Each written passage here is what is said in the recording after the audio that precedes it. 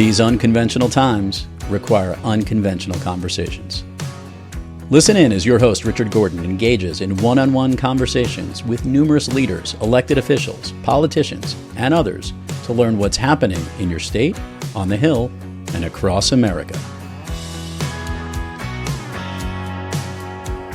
Now, here's the host of Unconventional Times, Richard Gordon. Welcome to Unconventional Times. I'm your host, Richard Gordon. Donald Trump has been president of the United States for 6 months now. He's approaching 200 days, which he'll rapidly hit in the next couple of weeks. Much has happened in these first 6 months. He's passed major legislation that affects almost every element and aspect of government and American life. He has fired scores of federal employees in an attempt to streamline the budget and the government itself. He has changed and changed back and changed again on U.S. tariffs and how we treat foreign governments, both allies and foes. And he is trying to eliminate wokeness wherever he sees it, whether it be at universities or at law firms or wherever. It has been a frenetic 6 months. With us today is our returning panel of Democratic experts to discuss all of this. Nan Whaley, former mayor of the city of Dayton, Ohio, and the president of the U.S. Conference of Mayors. Joe Andrew, the former chairman of the Democratic National Committee and the head of one of the largest law firms in the world. And Matt Bennett, the executive vice president of Third Way, a center-left think tank, White House veteran, and a gun safety spokesperson and advocate for many, many years. So to the three of you, welcome to Unconventional Times. Welcome back. Thanks. Great to see you all. Let me just start real simply. Where are we? We're 6 months in. Where are we? Where's the country going? What's going on? What's your sense and feeling as you talk to people across America and in your home states? Generally, what do you think's happening? Matt, you want to tee us off? Sure. As you can see, metaphorically, the sun is literally setting on me right now. And I feel like Democrats need to kind of pay attention to that at the moment. Look, I think I was surprised to hear you say that we're on day 200 of Trump. It feels like year 200 of Trump. This has just been every day is a week, every week is a month, because he's just doing so many things that, in my view at least, are incredibly dangerous and bad, and that are going to really fundamentally alter the basic social contract in America and fundamentally alter America's place in the world. So I find it incredibly scary to think that we have another 3.5 years of this. But my focus principally has been on what do Democrats got to do to fight back. And I think one of the more frightening things that we are encountering at the moment is the Democratic approval rating, which, depending on the poll you trust, is somewhere between 18 and 27%, which, as John McCain used to say, is basically family and staff. Now, look, I think it's pretty easy to suss out that a lot of the people expressing discontent with the party right now are Democrats, people who will vote for Democrats. They're just frustrated because they feel like the party hasn't done enough to confront Trump, which is understandable. But it also means that we haven't seen, despite Trump's relative weakness in the polls, we haven't seen people kind of sliding back over to us. And that's very concerning as we think about the future. So this is a tough summer in Washington for Democrats. And I don't think we should squint our eyes and think that things are better than they are. Well, Matt, a lot there to unpack, and we're going to do that during our session today. So thank you for that. Nan, how about from where you sit in Ohio? What are you thinking?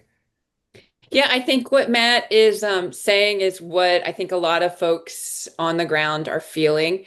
I think, I want to lean in a little bit on the discontent with the Democratic Party, as my neighbor, who is a meathead white male in his 30s, says, yeah, they hate the Republicans, but they just hate you more. And I think that is really, really true.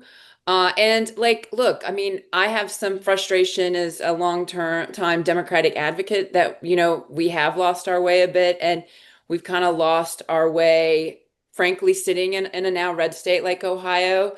A worry about what the path is after 28 and 30 about building back political power in red areas.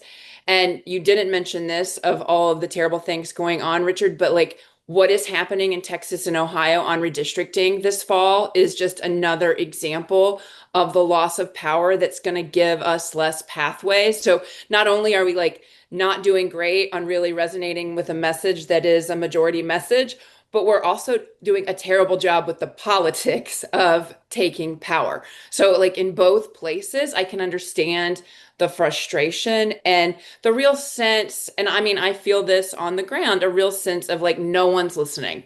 And that is a very real situation that should be shaking out, frankly, by 26, I would hope.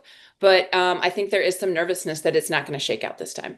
I want to get to redistricting. That actually is on my list of things I want to talk about today, and we're going to get to that if we have time. But Nan, let me just ask you quickly on one point you made, and that's, well, first of all, I love the meathead comment. I hope people remember the TV show All in the Family and remember Meathead. But I call him meathead to his face, so he doesn't take it personal. Just let you know. he probably is a meathead. He's deserving. I'm curious your comment about no one's listening. Are you trying to say that people, average Americans, feel that their government isn't listening? Are you saying the Democratic Party isn't listening? Who isn't listening to them? I think, yeah, all of the above, frankly. So, like, if you're a regular person, like, this is where we got in trouble in the last cycle, right?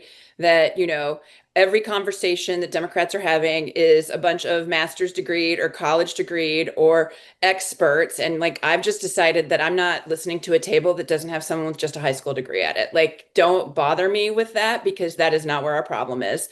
And we think we have, we're too smart by half and we think we have the answers. And we're like really missing like what's really happening to regular people. And by the way, that's 2 out of 3 Americans that just have a high school degree and don't have any college degree. There's not a real good path unless we're going to, start getting people not to vote for us to win. So I think that is true.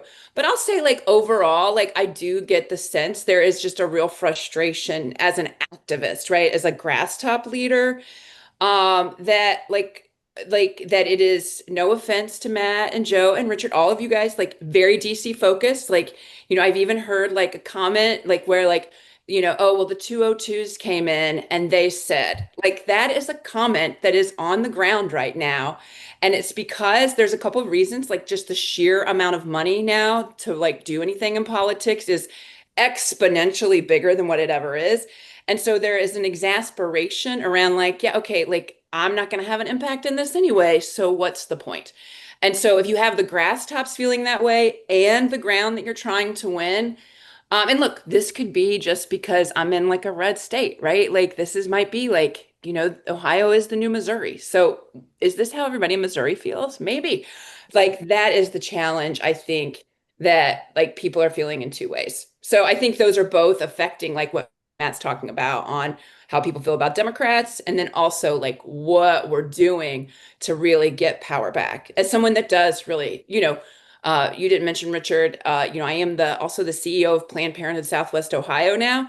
And, because of the reconciliation bill, I laid off 1/3 of staff and closed 2 health clinics in rural Ohio that will no longer provide birth control, which actually will increase abortions in Southwest Ohio last week. Those are the kind of impacts that are being felt every day on the ground. Well, I'm not being insulted by the 202 comment because I don't live in Washington. Yeah, but I want to come. I want to Everybody's call on. like Matt's like Unfortunately, I think most of us don't on this call, but that's yeah. Listen, yeah. Joe, I want to come to you next, sure. And then Nan, I'm going to come back to you because I want you to talk more about the reconciliation bill. So, Joe, why don't you go first? I'd love your views on this, and then Nan, I'm going to go back to you. Thank you, Richard. I'll just go back and answer your original question, which is, let's talk about exactly how bad this is for Democrats, right? It is really bad for Democrats. It is so bad. And one of the ways to look at that is the very reason that the lights are still on, that we're not at war today, that the economy is not in the tank, but rather still growing, is actually because of the last 4 years of excess. Matt and others have all taught us about how the economy lags. And the reality is we're dealing with an unbelievably strong economy created by Democrats. We have peace in the world and fought for peace and have the best diplomatic relationships around the world that is allowing Donald Trump even to have this conversation because of Democrats. We have Medicare because of Democrats. We have Obamacare because of the Democrats. We have the best health care because of Democrats. We actually have the best universities in the world because of Democrats. All of those things, right, are still maintaining some level of rationality with an unbelievable just rainstorm, a tsunami here of illegal activities when it comes to the tariffs. There's just no question that that's a power grab that is not allowed, if I can play lawyer here for a second. And one thing after another, which is not just norm busting, it's ethical busting. It's illegal, right? Most of it is batshit crazy stuff that is going on.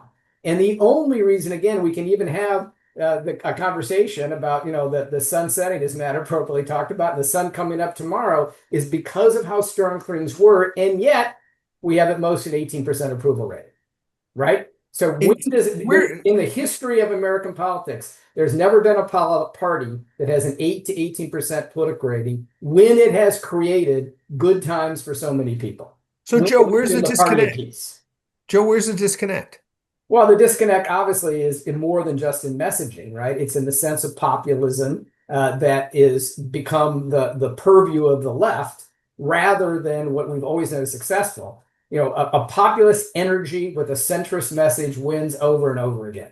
So Richard and I grew up turning the red state of Indiana blue, right? That's how we know each other. That's a populist message that is it's a centrist message with all of the energy and the excitement of populism.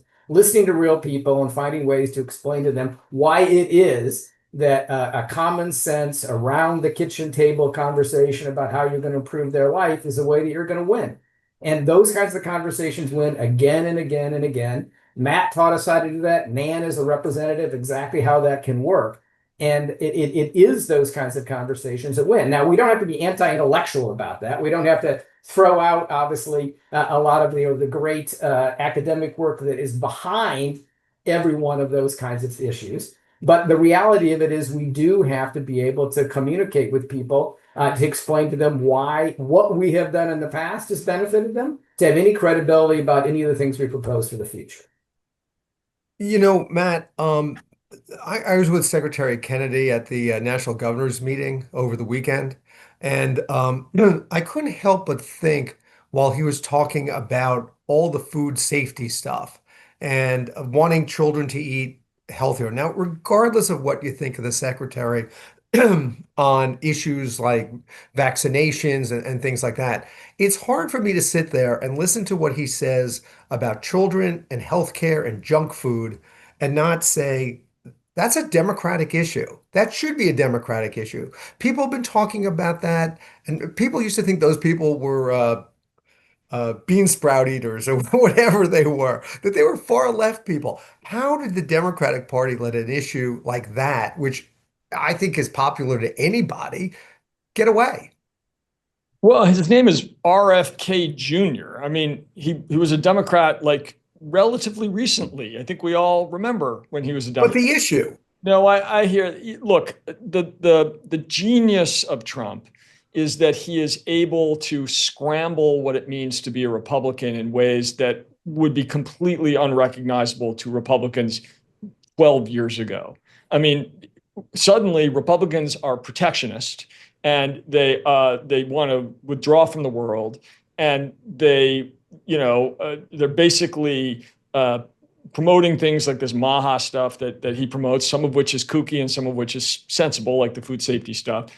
They're opposed to things like cancer research and science, and they're kind of fundamentally opposed to basic democratic norms. There's a whole bunch of things that people like Mitt Romney, who was the nominee before Trump, would find absolutely abhorrent. And so some of that is just an extension of his id, and some of it is his political kind of canniness, where he is able to pluck ideas and people in ways that can be helpful to him. Look, Donald Trump doesn't care about food safety. All he eats is McDonald's. He couldn't care less about any of this. He probably thinks it's all kooky, but he had the kind of basic kind of reptilian sense to pick Kennedy because he had this notion that there was a group of voters that might come to him if he adopted this guy. And I think that that's been true on a whole bunch of things. So, and the original thing, the thing that made Donald Trump is that Steve Bannon took a look around after 2012 when the RNC did their, autopsy, and they said, the thing we need to do is be nicer to immigrants. And Steve Bannon said, that is exactly 180 degrees backwards. We have to do the exact opposite of that.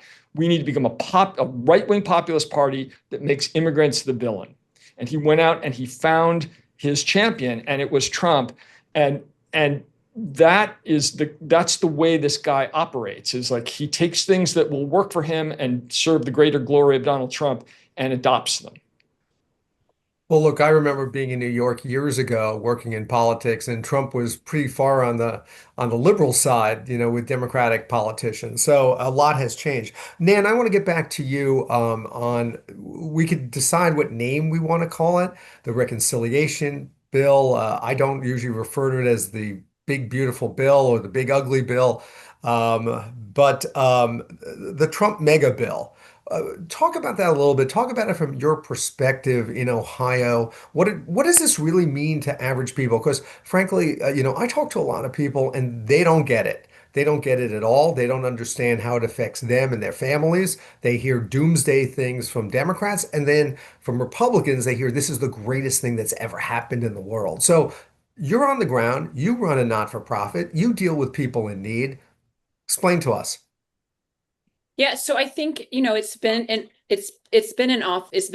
in law for since July 4th. So we're like very new, 20 days, 24 days. But the one piece, that it did like go into effect immediately was the defunding of Medicaid for Planned Parenthood. And so that effort, has already had effect across the country, but particularly in red states with governors that are not friendly to sexual reproductive health or birth control and family planning. So in Ohio, for example, in addition to the reconciliation bill was also the Ohio budget that did what they call the trigger. So if the federal, and other states have done this, if the federal budget doesn't go through at 90% of Medicaid for Medicaid expansion, 760,000 Ohioans will be kicked off of Medicaid. And that's likely to happen. Now, the difference is, Richard, it's not going to happen tomorrow. It's going to happen, in a few months. And so it'll be like, again, a drip. And so this is part of our challenge around messaging that we are failing at, is that this is going to happen over this period of time. And so we get really worked up about the sky following in the moment, and people don't see the connection until it does. Now, for Planned Parenthood, I had to immediately close 2 clinics last week in Springfield. You might remember Springfield. That's the place that JD Vance and Donald Trump claimed. Eating the dogs. Yeah, which they do not do. Doesn't matter. Truth doesn't matter. And so that is one of the clinics, and also in Hamilton, Ohio. Further, once Medicaid, the trigger happens in Ohio, we expect 11 rural hospitals to close. So we will see that in the months to come on healthcare. We will see that. And the key for us is really and learning how to talk about that over a sustained period of time, so people understand when that happens, that is why that happens. For us in Southwest Ohio, look, we couldn't afford to stay. We are a very thin, small nonprofit. And so for us, we had to do it right away. So it was very clear, this was the Medicaid bill. This is what happened. We are not going to be able to see Medicaid patients anymore in Southwest Ohio. The other thing I would say is you're also going to see over the coming months, and you're starting to see this where it is again, the very poor, right? And again, that is already a marginalized community that people aren't paying as much attention to, that probably don't vote as high. So, we're already seeing the spread in communities around food banks, right? And local communities. Just today, for example, the county had to find $1 million in Dayton to move money so people could eat. That are mostly children. Let's keep in mind, most of this food is going to mothers and children to provide food. And that will only last for so long. So what happens, because we care about our communities, we try to find ways to hold it together until it can't be held together anymore. And then that's really hard to tell the story of what is gone. The other place that you'll see probably the beginning of next year is domestic violence shelters are going to have a hard time with the reconciliation bill. So it was a real place where, the people that are on the edges that were already really getting not great funding or great care, you're going to see that fraying. And if a recession comes, like to Joe's point, like this is the economy that Joe Biden built, that will then bottom out more. And our challenge as Democrats is to make sure that we're telling who is accountable for these decisions. And that's a piece that we're like missing, right? Because we don't know how to talk, vertically, and we're not great at, I think everybody, like, no matter what side of the party you're on, you're like, we're terrible at talking to people in the new media, right? So that's the challenge we have about really explaining over and over. And like, I have thoughts about that. I think we're a little too, we train our, I'm one that's been trained for decades to make sure that our talking points are just right, to not say it too wrong, to use this word instead of that word. And we do really need to get a little more like okay with some mistakes in our word and verbiage when we're talking about things, because we're not talking enough, frankly. And we've got to talk constantly about like why this is happening over and over and over again in a lot of different ways instead of doing it always the same way. But I want to be clear, this isn't just about Ohio, because as I recall from when you were on the show the first time, you service a much broader area. You service states where they don't have reproductive rights. We serve abortion for 6 states. Like we're serving Indiana. I think our third largest county is Louisville, Kentucky, that comes to Cincinnati. But like abortion was not affected. Like, let me be clear. We don't get any Medicaid funding for abortion like that. We get Medicaid funding for STI testing, for cervical cancer screenings, for birth control. That's what we get Medicaid for. So that will go away for Ohioans. And like you've also saw, I think there's 5 clinics already that have closed in California. The Evansville, Indiana clinic closed. So you're starting to see the number of them. And what will likely happen is the clinics that are more in rural areas are the ones that will no longer be able to hold because they just won't have the volume without Medicaid. Right. Joe, excuse me, I was wondering, a lot of the law doesn't take effect till after the 2026 elections. So one of the things I'm interested in is how do people find out? How do we make sure people understand what's going to happen? Because, a number of things Nan was just talking about, some of them will happen now, some of them will happen months from now. People won't understand why it happens. But from a political point of view, a lot of this isn't going to hit till 2027. How do people understand why this is happening? What do you think the responsibility is for Democratic Richard, politicians? it's the key question. So in the last 2 weeks, I have gone from my home in Indianapolis to talk to Democrats in Oak Park, Illinois, to immigrant activists in the south part of LA, to veterans in New Orleans, and then down to the Panhandle in Florida, which is about as red as you can get, to talk to Democrats there in Walton County, Florida. And the reality of it is that even what I would consider to be activists, right? People who are engaged in this process as well, don't know all the problems with the big, beautiful bill. And they often use the same language that Trump and Republicans have used to talk about all of it. So what's the one thing they all know is taxes are not going to be, tips are not going to be taxed, right? So the point is that they have obviously bought into a lot of the language in the same way they bought into the language and the understanding of tariffs. And, you can go down the list and all these things as well. And so I think, I'd agree with Nan and I think what Matt is talking about. This is an education process. But as we educate people, we cannot talk like we're teachers, right? To school children, right? We have to talk to the people as, for example, I think Bill Clinton did so well as adults, right? With respect. And it's not a question of you don't understand. It's a question of, well, let me tell you how this is going to impact people, how it's going to impact your neighbors, right? How it's going to impact the people down the street and the people you like across the street. That's the kind of conversations that we have to have. And that's about tonality. And yes, it's about messaging and how you try to work on it. But it's going to be a long road because Donald Trump is a once in a lifetime political phenomena. He is everything that Barack Obama is. He's everything that Bill Clinton was. He's obviously going to dominate the stage for a long time.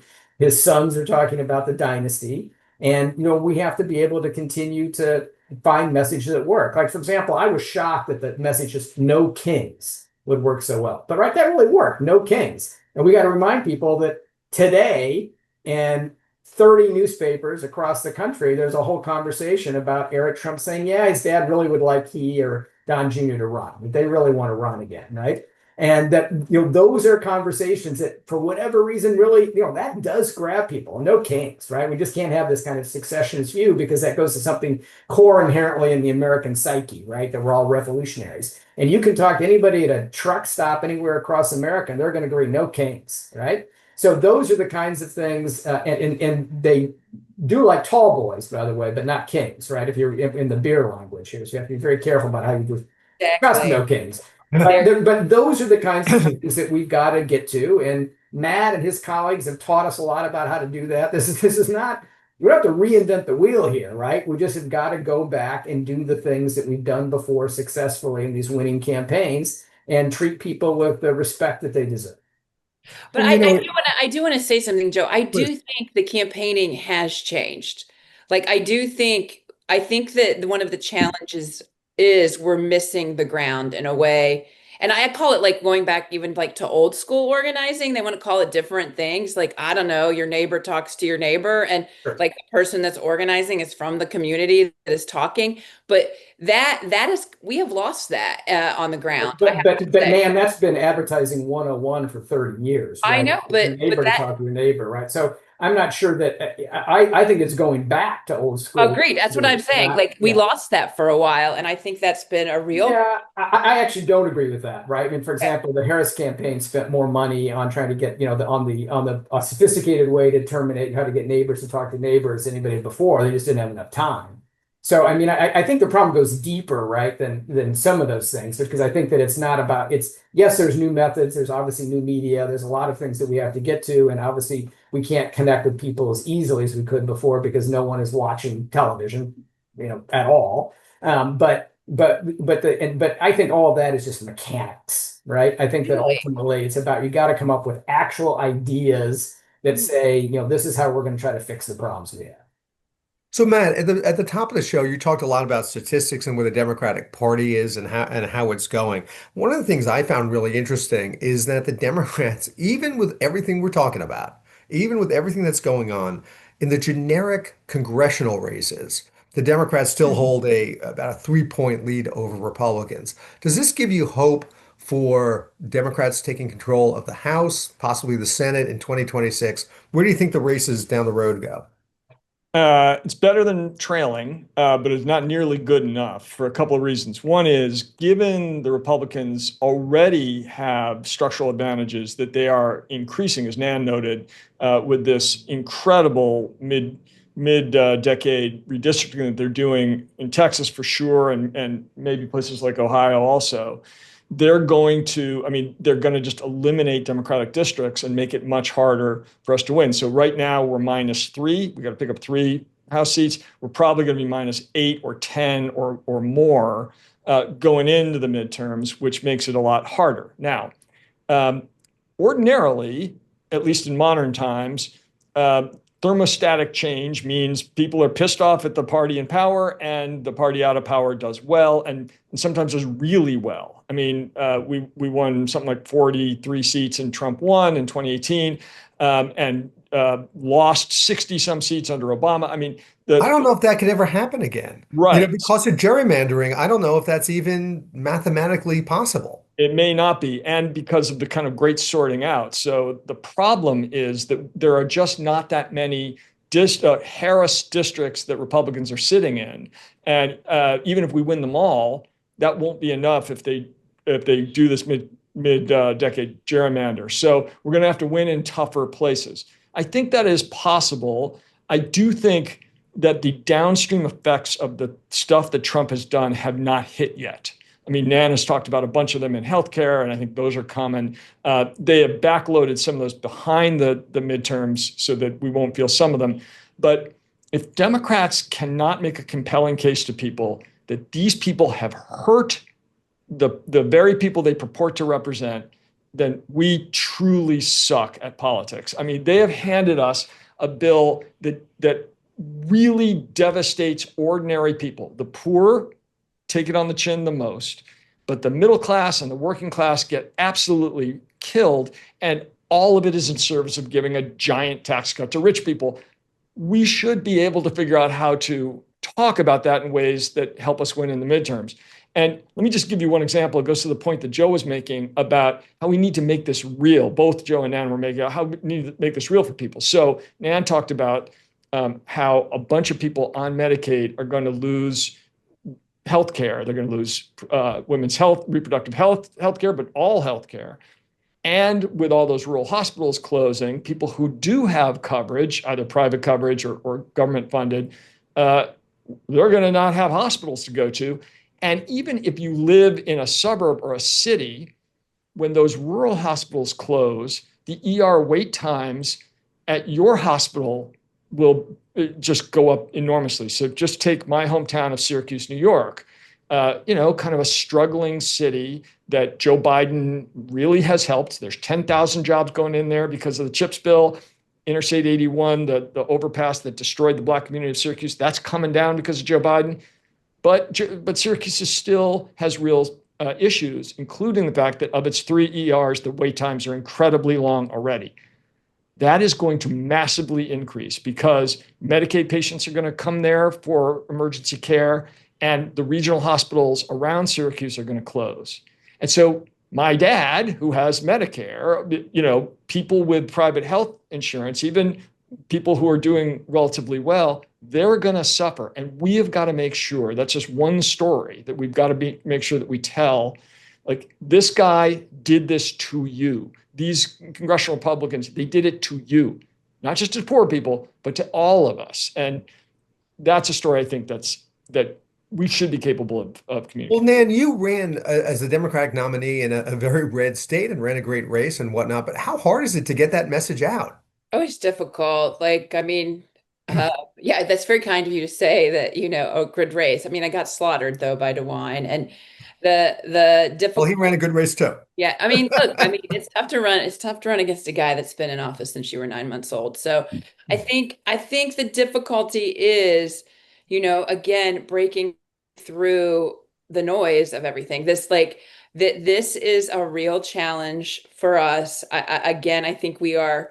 I'm going to disagree with Joe a bit on this. I think we are way too wanting it to be just right instead of really doing broad messaging to all different ways. We just don't do enough of that. And so we're not breaking into places. I mean, obviously, this is not going to be an exciting podcast unless we disagree. And I'm just still going to disagree with Nan just because she accused me of being from Washington before. So we're just. I know. I set you guys up to dislike me. But which is one of the principal problems, right? So Roy Cooper's got a pride now because people think because he is going to run for the Senate that somehow he's going Washington, right? This is a Democratic problem that we have when Bill Clinton was going Washington, right? So Democrats keep doing this to ourselves. The very language you use, Nan, is a way that we beat ourselves, not help ourselves, right? There are people who actually everybody who's ever run for federal office is from someplace, right? Everybody, and they go to Washington. Everybody who runs a good centrist think tank like Matt is from someplace in this process as well. And even those of us who don't have 202 area codes, like me and Richard or whatever, the reality is it's not that we don't have them because we don't appreciate a lot of the people who actually made the sacrifice of being out here. So I'm not advocating a general message, right? In fact, quite the contrary. I'm arguing the message that works in your part of Ohio, it's not going to work in LA. It's not going to work in New Orleans. It's not going to work in the panhandle of Florida. It's not going to work in a lot of these places. We have to have particular targeted messages that are very much about who we identify, which unfortunately is a narrowing group of voters that we can actually get in each one of these places. So we have to have the big, broad infrastructure. We got to have big ideas. That's what Matt and others have been fighting for. But we got to have very targeted messages to be able to make sure that we can pick ourselves over the line for not for a presidential race, but obviously for these congressional races that are very local. So I want to make this point. It's not someone like I'm not disagreeing about that. Absolutely.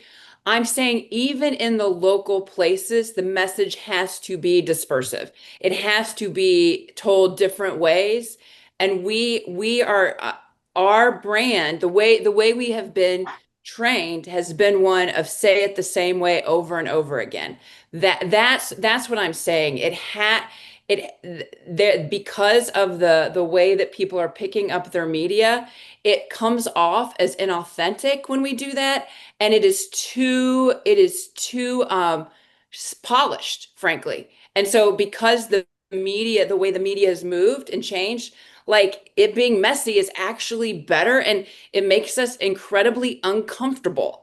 Like I see this over and over again with our candidates. So that's what I'm talking about, Joe, is like the how of it that is I think we're not doing a good And I job. think that's important because I think there's a generational change here. And you start looking at numbers of people under 40 and how they're hearing things and what they watch and what they do. I was shocked just on this little podcast that I don't know if you guys know this, but there's a segment with all of you, but then it comes out in a 30-second segment, right? Just like highlights. And it's done in a short type of way, which I don't know anything about. I don't do it. The producer does it.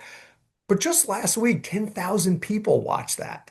I mean, that's just amazing Yeah. to me, you know? I mean, that's just a lot of people. So let me just ask, what are you guys looking at in 25, 26 that is a preview to 28? Joe? Well, I think virtually nothing's a preview. That's the problem, right? I mean, and it used to look obviously to New Jersey and Virginia as a preview. And the reality is that both those states have some unique and differentiating issues. We should be able to win both of them. We're going to win Virginia, I think, in a virtual landslide. But that doesn't necessarily spell we're going to all Isn't it about candidate, Joe? claim that is because it, but it, we're going to win Virginia because, to Nan's point, inauthentic messaging never works, and authentic messaging does work. And we got an authentic candidate running for governor of Virginia, right? We have a couple of potential authentic candidates for New Jersey. And and that has always been true. And we've in media training, per se, that what the D-Trip does and the DSCC has always been failed, right? I mean, all the winning candidates come out of it and say, well, that was full of shit and wasted my time, right? So, I mean, the reality of it is authentic people don't need media training, right? They're gonna tell the story about what they started. Yeah, I think everyone needs media training, but Well, no, but to Nan's making a great point. Media training for what and how, right? Because, Richard, you're saying it's the 30-second version for 10,000 people. So are you training for that, or are you training for, I mean, again, what are you training for, right? right. So Well, what that's we true. found is the people who break the rules of traditional meeting training are the ones who tend to get the most attention right now. And getting attention is very difficult in a world of 30 seconds as well. So it's the challenge is that, the media training that people go through, at least I, as you know, Rich, I have a bugaboo about this because I objected to it back and, for a long time, was always so bad. And I always found the authentic voices who broke the rules of traditional media training are the ones who've gotten attention, and those are the people who tend to win. Let me move us a little bit because there are a bunch of things I want to get to, and before our time runs out. I cannot have the three of you here without talking about Zoran Mamdani. I mean, it is a phenomena. He came from nowhere to beat Andrew Cuomo in the New York, mayor's race, and they're calling it Mamdani mania. They're calling it all types of things. He is significantly to the left of virtually any mainstream Democrat except maybe Bernie Sanders and Ocasio-Cortez.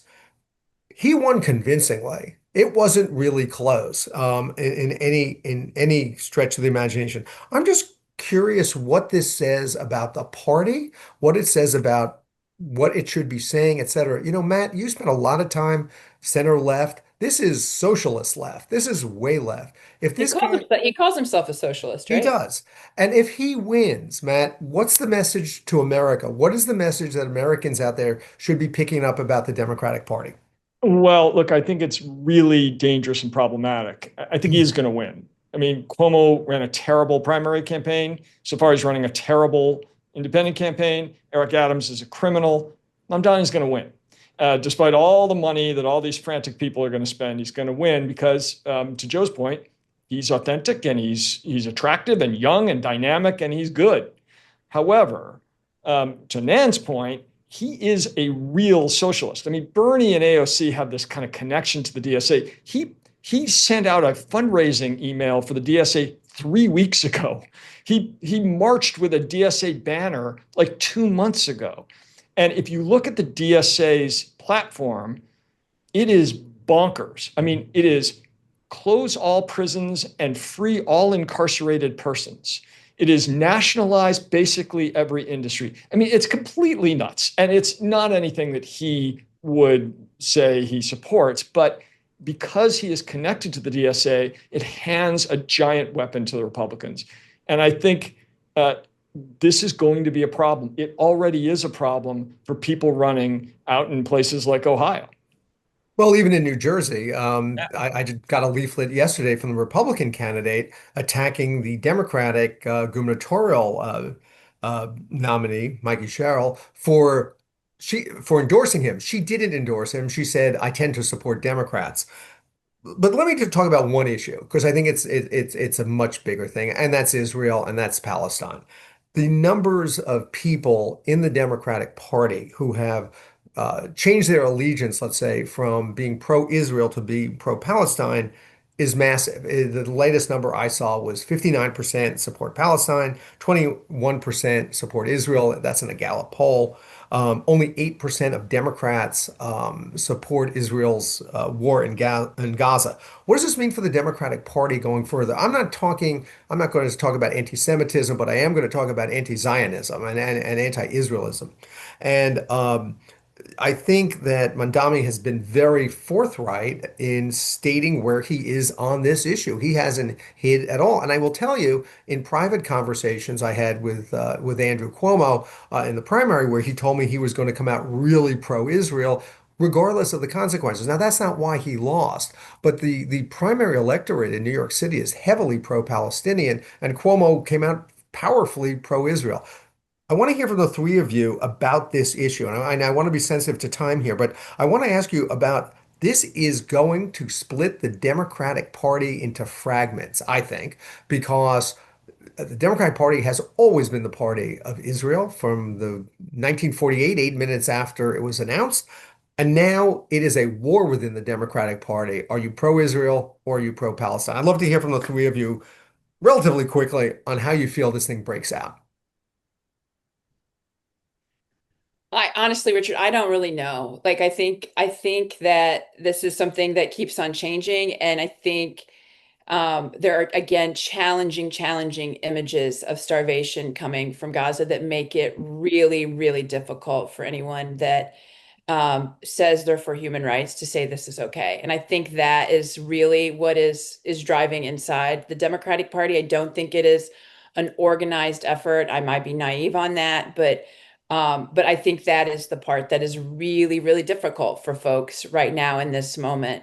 I will also say that I agree with Matt's take on why Mamdani won. I don't like again. I think we're in a time where like the issues barely matter, which is really sad because there's a lack of truth. I mean, if you would have told me MAGA might have been split by Jeffrey Epstein a couple years, I'd be like, what? Like it's so wild. Like truth doesn't matter. I mean, that's very hard for us that do care about these issues, but it just really doesn't. And so like Mamdani won for like 7 words. He's really hot. He's an excellent communicator, and Andrew Cuomo made him. Like those are that like you have to have a foil, and like he was created by a foil. But as far as like his position around the Israel-Palestine conflict, Brad Landers saved his bacon. Like here you have a Jewish candidate who says like I'm okay with this guy, and like I think that was really, really powerful for him in the New York race that you can't underestimate. The final thing I'll say, just to beat this dead horse today, is the way that Andrew Cuomo ran his race was very 1990s, and the way Mamdani ran his race was very 2020, 25, and 26. We can learn a hell of a lot from him about how he delivered and moved his message. Now, I'm just a little concerned that everybody we run in the future has to be excessively attractive to move in this way. That is a real concern, by the way, I have about just like politics. Politics used to be the place where people that were not not attractive went. And now we're like moving this whole way with this that I think is really serious. Okay. Yeah. And I guess I won't be running. I think that really matters. And like getting folks like not I'm talking about Mamdani's issues. I just don't think that's the case here. I think it's about, and this was like also with Obama, like if you remember, he hit the moment of what the media was doing in a way that nobody else was. And that is something to really pay attention to as we move in 26 and 28. Who are the candidates, particularly in the presidential election, since there'll be 30 of them? It's not going to be where, sorry, Matt, sorry, Joe, on where they are center left or left. It is going to be all about how they look, how they met, like how they talk, and like where they're talking from, and if they get that. That's what I think is going to happen. So the polling data would support exactly what Matt and Nan are saying. So as you know, that swing voters in New York City who broke late were voting against an inauthentic Andrew Cuomo. They literally had no idea where Mamdani was on these issues, right? They were not voting for a socialist, is what it comes down to. The fundamental, from an issue perspective, which I agree with Nan, and I got to stop praising Nan and Matt because Nan always wants to paint us in some place other than where we are. I get a constant challenge with Democrats. But yeah, I mean, again, it's so much easier to attack the other Democrats than it is to actually attack the Republicans. The issue here, right, on this is that it's the center of the country that is turned against Netanyahu.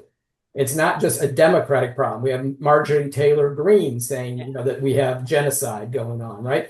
And so the problem for the Democratic Party is voters you have to get. Forget about where the left is and where the left may have always been, but the voters we have to get, to Nan's point, are seeing starvation, and that is, that's broken the line. And so to a certain extent, that actually helps the Democratic Party. It doesn't help us win. It takes the pressure off of Democrats being anti-Israel because the whole country, particularly centrist voters, are moving to be let's just call it anti-Netanyahu, for a lack of a better way to phrase it. Because we're all, I think, Richard, you've appropriately described, we're all talking about the same thing. What is it that people object to? The particular actions of the current Israeli government, not to Israel. You can be, and you can be pro-Israel and anti-Netanyahu. Absolutely, as are a majority of the citizens of Israel, right, are anti-Netanyahu right now. Still, the polling data would tell you. So let me just be really quick about this, wrap this up, because I know we have to wrap the whole thing up, and there are two things I'm going to ask really fast. But before we get there, what I'm hearing the three of you say is you do not think that the Democratic Party is moving in a way that candidates are going to have to choose between Israel and Palestine. It's a choice between what's going on currently as opposed to a major shift in the Democratic Party. Matt, does that sum it up? I hope that's right. I do think, though, that if the starvation, let's call it what it is, if that continues, there could be a generational break. I mean, Netanyahu is the problem for sure, but the people of Israel showed that they can show up on the streets and protest when they're very angry about something. They were doing that around the judicial reforms. They better start doing it now because the world is turning on them. I mean, Keir Starmer is prime minister because he defeated Jeremy Corbyn, an open anti-Semite, and he is about to recognize a Palestinian state because this guy is starving children to death on purpose. And if that continues, there will be a break with Israel. Agreed. I know we have to wrap up, but Matt, I would be wrong of me to have you on this program today, the day after a gunman with an automatic weapon opened fire in New York City when a gunman killed people in Reno, Nevada. You have been at the forefront of gun safety for 20 years. How do we stop this? And Nan, and let me just say, Nan, sadly, you were the mayor of Dayton, Ohio, when there was a mass shooting and what you had to go through. So let me just ask you both quickly, aren't we getting a little tired day after day after day of hearing the same thing and nothing happens? How do we stop it? Look, we can't stop it. There's 450 million guns in private hands, and we're not getting them back. All we can do is try to ebb the tide a little bit. When we had an assault weapons ban that Bill Clinton passed, these kinds of attacks basically stopped, not entirely, but mostly. And then it sunsetted in 2004, and they have gone, insanely crazy since then. There are things that we can do to cut down on the trafficking of guns to people that shouldn't have them, but we have chosen to live in a society where this kind of thing is going to keep happening, and we just have to learn to live with it. And that is the horrible truth. Nan, any quick comments on gun safety? Yeah, I agree, sadly. And I think that, we have to start getting a mindset change. Again, being in a place we don't have power. We don't have power to change these issues. And we have got to work on culture change. And that, means creating spaces where you talk about not owning a gun. Like, the gun industry has completely owned us on this. And we haven't gone to the place of actually, if you have a gun in your house and you have a child, it is a lot less safe. And we haven't been talking about that in a way. And we've been more focused on how we get the law passed, which is important, but we're not going to get that until we really change culture. And that's something that we have so much work to do in this movement. Nan, how about give us a last word on redistricting? Well, and what's it mean in Ohio? What's going to happen here? Well, they leaked the Republican. So just to let you know, there's been lots of stories about Texas, but they are set to redistrict Ohio this September to December. And it's part of it. They're doing it. We are in a super minority here in the state, and they leaked, I think, the maps for Ohio on Sunday night. It takes Amelia Sykes and Marcy Kaptur out.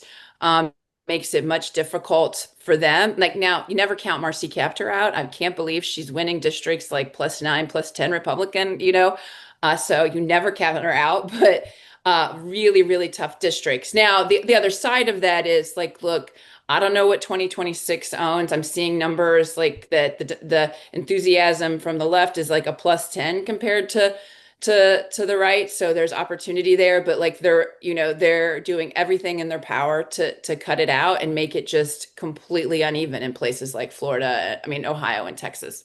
It's amazing to change the rules of the game, while we're in the middle of the process. So I thought this happens once every 10 years, but listen, you guys have been great. I really appreciate it. Thank you for being on again. There's a lot going on in the country, a lot going on in the world. We're going to do this again because I love talking with you guys. Are you sure? I don't know if Joe and Matt will have me since I offend them. No, I thought that was a healthy discussion. Democrats want to fight, right? They want to hear people fight. So if you give an inch, you're going to get back a mile, right? I love it, you guys. Thank you. I think it's really important that people have healthy discussions. I think we should be able to have discussions like this. And guess what? We should have this discussion between Democrats and Republicans. I think it's important. So I know I don't have to say this to the three of you because you are, but thank you very much. And remember, stay unconventional. So I appreciate you being on. Let me just say to the folks who are listening, look, these last 6 months have been really turbulent times, and there have been fundamental changes to our government and how we operate here and abroad. You've just heard a lot of discussions about what's going on. And there's one thing for sure, and that's that we're in unpredictable times. So we'll be back. We'll discuss these issues again with our panel and other experts in the field. And please join us again. Appreciate having you. And as I say to our guests, stay unconventional. Thank you. You've been listening to Unconventional Times with your host, Richard Gordon. Check out all of the episodes of Unconventional Times on Apple, Google, Spotify, or wherever you listen to your podcasts. To learn more about Richard Gordon and all of his unconventional conversations, head on over to unconventionaltimes.com. Thanks for listening.